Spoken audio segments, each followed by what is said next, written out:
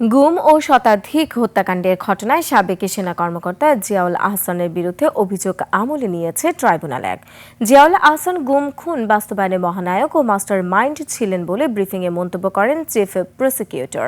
তিনি বলেছেন, বিএনপি নেতা চৌধুরী আলম সহ ৩০০ লোকের গুম ও খুনের অভিযোগ রয়েছে জিয়াউল আহসানের বিরুদ্ধে। ২১ ডিসেম্বর অভিযোগ গঠনের শুনানির দিন নির্ধারণ করেছে চেয়ারম্যান বিচারপতি গোলাম মুর্তজা মজুমদারের নেতৃত্বে ৩ সদস্যের বেঞ্চ। আরও জানাচ্ছেন শাকের আরজু।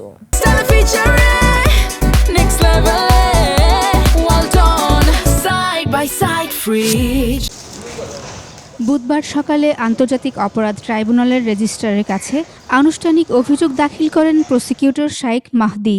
পরে গুম এবং শতাধিক হত্যার অভিযোগে সাবেক সেনা কর্মকর্তা জিয়াউল আহসানের বিরুদ্ধে অভিযোগ আমলে নেন ট্রাইব্যুনাল।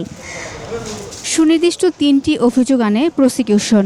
এর মধ্যে রয়েছে ৫ জনকে তুলে নিয়ে গিয়ে ৩ জনের মাথায় গুলি করে হত্যা, ভিন্ন মতাদর্শী লোকজনকে গুম করে ৫০ জনকে হত্যা, বনদস্যু জলদস্যু বিভিন্ন অপারেশনে নিরপরাধ মানুষকে গুলি করে হত্যা, সিমেন্টের ব্লক, সিমেন্টের বস্তা, ইট এগুলো বেঁধে দিয়ে ভিকটিমদেরকে সাগরে বা নদীতে ফেলে দেওয়া হচ্ছে যাতে এটা লাশগুলো কখনো ভেসে না ওঠে। এভাবে এখানে ৫০ জনকে হত্যার ব্যাপারে আমরা চার্জ দাখিল করেছি। বাকি আরও ৩ শতাধিক মানুষের এই একই পদ্ধতিতে একই জায়গা থেকে যে হত্যা করা হয়েছে সেগুলোর ব্যাপারে তথ্য আমাদের কাছে এসছে, কিন্তু বাকি সাক্ষ্য প্রমাণগুলো সংগ্রহ বা সেগুলোকে ফর্মালাইজ করার কাজটি চলমান আছে। গুম খুন বাস্তবায়নের মহানায়ক ছিলেন জিয়াউল আহসান বলে মন্তব্য করেন চিফ প্রসিকিউটর। গুম খুনের যে কালচার শুরু হয়েছিল শেখ হাসিনার আমলে, সেটা সরাসরি শেখ হাসিনার নির্দেশে, কিন্তু এই সব কিছুর বাস্তবায়নের মাস্টার মাইন্ড বা মহানায়ক ছিল জিয়াউল আহসান। যে তার যে নিষ্ঠুরতা, তার যে হত্যাকাণ্ডের ধরন এবং হত্যাকাণ্ডের যে পরিমাণ, এটা বাংলাদেশে আর কারোর সাথে তুলনীয় নয়।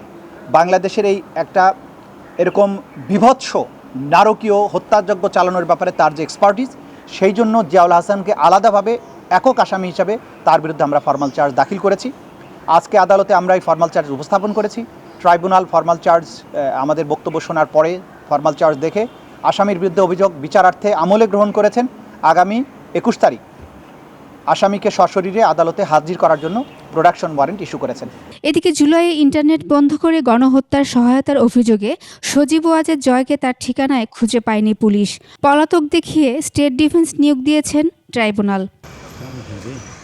এছাড়াও কারফিউ জারি করে গণহত্যার পরিকল্পনার অভিযোগে সাবেক আইনমন্ত্রী আনিসুল হক ও সালমান এফ রহমানের বিরুদ্ধে অভিযোগ গঠনের শুনানি চলছে ট্রাইব্যুনাল ১-এ।